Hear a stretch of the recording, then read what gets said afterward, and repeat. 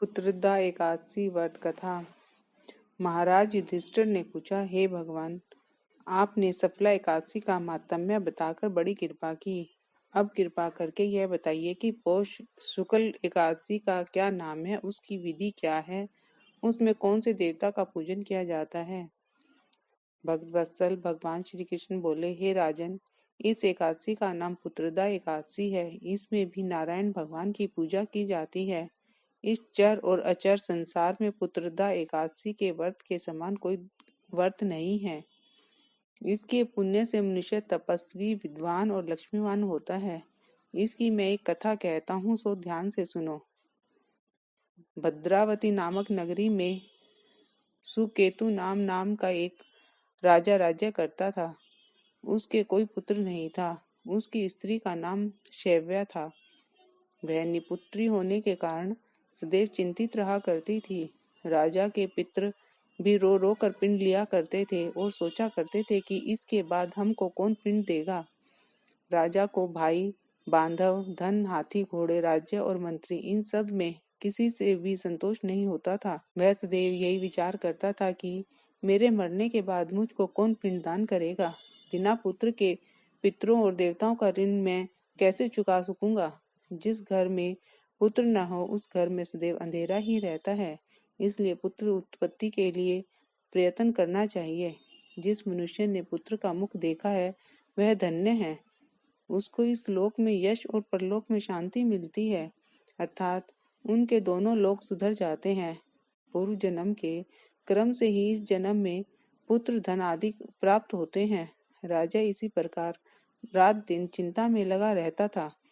एक समय तो राजा ने अपने शरीर को त्याग देने का निश्चय किया, परंतु आत्मघात को महान पाप समझकर उसने ऐसा नहीं किया।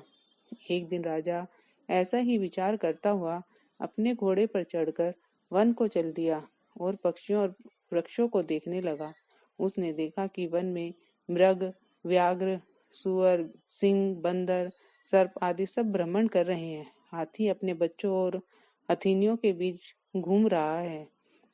इस वन में कहीं तो गीदड़ अपने कर्कश स्वर में बोल रहे हैं, कहीं उल्लू ध्वनि कर रहे हैं।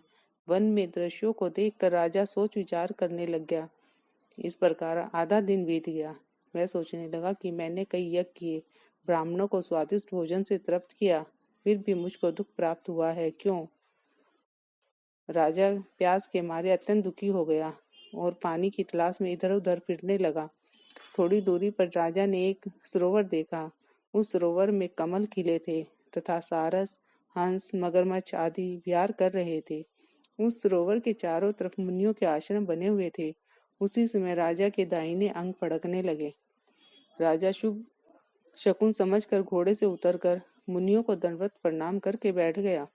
राजा को देखकर मुनियों ने कहा, हे राजन, हम तुमसे अत्यंत प्रसन्न हैं। तुम्हारी क्या इच्छा है, सो कहो। राजा ने पूछा, महाराज, आप कौन हैं, किसके लिए यहाँ आए हैं, कृपा करके बताइए। मुनि कहने लगे कि हे राजन, आज संतान देने वाली पुत्रदा एकादशी है। हम लोग विश्वदेव हैं और इस सरोवर में स्नान करने के लिए आए हैं। यह सुनकर राजा कहने लगा कि महाराज, मेरे भी कोई संतान नहीं है। यदि आप मुझ पर प्रसन्न हैं तो एक पुत्र का वरदान दीजिए। मुनि बोले, हे राजन, आज पुत्रदा एकादशी है, आप अवश्य ही इसका व्रत करें। भगवान की कृपा से अवश्य ही आपके घर में पुत्र होगा। मुनि के वचनों को सुनकर राजा ने उसी दिन एकादशी का व्रत किया और द्वादशी को उसका पालन किया। इसके पश्चात मुनियों को प्रणाम करके महल में वापस आ गया। कुछ समय बीतने के बाद रानी ने गर्भ धारण किया और 9 महीने के पश्चात उनके एक पुत्र हुआ।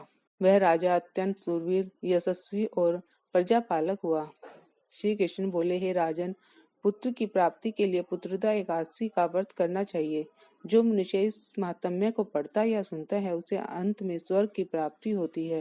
बोलो कृष्ण भगवान की जय, लक्ष्मी नारायण भगवान की जय। श्रीमन नारायण नारायण नारायण, भजमन नारायण नारायण नारायण।